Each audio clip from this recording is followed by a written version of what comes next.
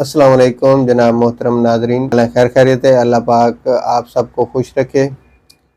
अच्छा, मेरे ये वीडियो बनाने का मकसद, वीडियो पहले बना चुके हैं, आज तीसरी वीडियो है। ये मोहतरम इकरारुल हसन साहब और हक़ ख़तीब हुसैन अली बादशाह सरकार का जो मामला चल रहा है पिछले एक माह से, तो इसको कहीं ना कहीं मेरे ख्याल में रुकना चाहिए। माशरे में कोई अच्छे असरात नहीं पड़ रहे। ये जो मामला, ये इशू जितना गंभीर होता जा रहा है, इससे हमारे माशरे पे बहुत बुरे असरात जा रहे हैं। हक़ ख़तीब हुसैन अली बादशाह सरकार के मामला जो भी हैं, वो आप भी वीडियो सुन रहे हैं, रोज़ाना की बुनियाद पर उनकी तरफ से भी वीडियो आ रही हैं, इधर से भी वीडियो जा रही हैं, लेकिन कोई भी बंदा हार मानने के लिए तैयार नहीं है और मेरे ख्याल में होगा भी नहीं। क्योंकि अगर हक़ ख़तीब हुसैन अली बादशाह सरकार किसी मामले पे हार मानते हैं तो उनका आस्थाने का मामला आ जाएगा, उनके मुरीदैन का मामला आ जाएगा। वो अवाम के साथ धोखा करते रहे, झूठ बोलते रहे, अवाम को धोखे देते रहे और धोखे से अवाम को लूटते रहे।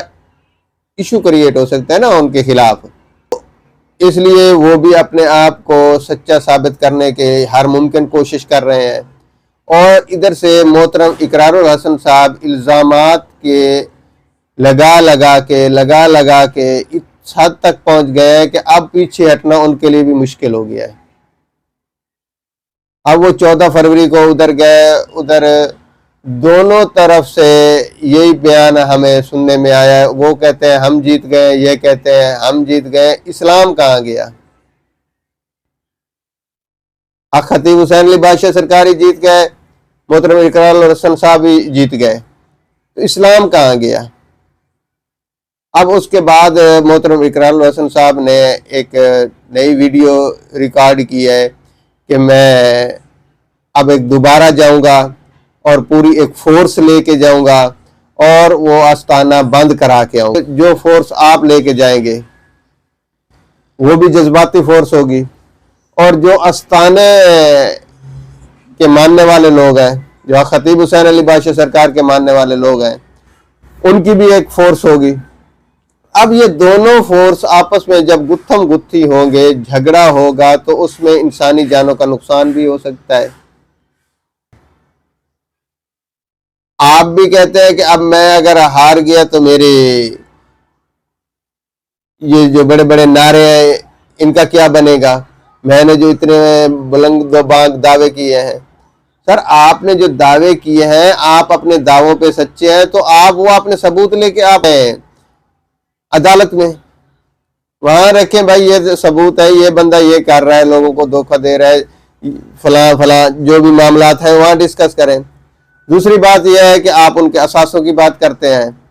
मान लिए कि वो बहुत उनके असासे उनके पास बहुत ज़्यादा हैं, तो मुझे ये बताएं, अगर किसी बंदे को उनसे फ़ायदा पहुंचता है तो वो उसको कुछ देता है। एक आम असूल भी है कि मैं अगर किसी बंदे को 1000 रुपये देता हूं तो उससे मैं 10,000 का फ़ायदा लेता हूं तो मैं 1000 दूंगा ना। अगर कुछ लोगों को उससे कोई मफादात हो रहे हैं, फ़ायदे पहुंच रहे हैं, तो वो लोग उनको नजराने दे रहे हैं। अब ये नजराने तो हर गद्दी नशीन को मिलते हैं। और दूसरी बात, जब आप उधर जाएंगे तो उसमें दो फिक्के हैं, आमने सामने हो जाएंगे। एक फिक्का वो होगा जो औलिया कराम के खिलाफ है, इन दरबारों के खिलाफ है, इन गद्दी नशीनों के खिलाफ है, और एक फिक्का वो है जो इनको मानने वाला है।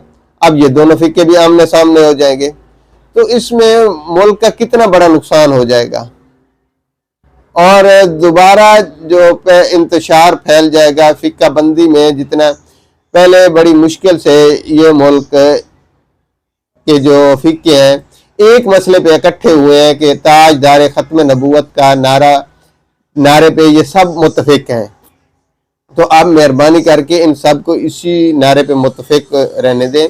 और मेरी उलमा इकराम से और मजहबी लोगों से और जितने भी ये गद्दी नशीन हैं, इन सब से मेरी इल्तिजा है, रिक्वेस्ट है कि इन दोनों के मामलात को हल करने का कोई रास्ता निकालें। نہیں تو یہ ہم سب کے لیے نقصان دہ ثابت ہوگا۔ اللہ پاک دونوں کے ناموں کو بلند رکھے۔ تو میری یہ دونوں سے خواہش ہے کہ خدا را اس معاملے کو حل کر لیں، اس کو اتنا نہ بڑھائیں کہ یہ بعد میں کسی سے بھی نہ سنبھلے اور یہ ایک بہت بڑی جنگ میں تبدیل ہو جائے۔ مہربانی کریں اس معاملے کو جتنا جلدی ہو سکے سلجھا دیں، آپ کی مہربانی ہوگی۔ میری آپ سب لوگوں سے یہ ریکویسٹ ہے کہ اس معاملے کو زیادہ آگے نہ بڑھنے دیں۔ فی امان اللہ۔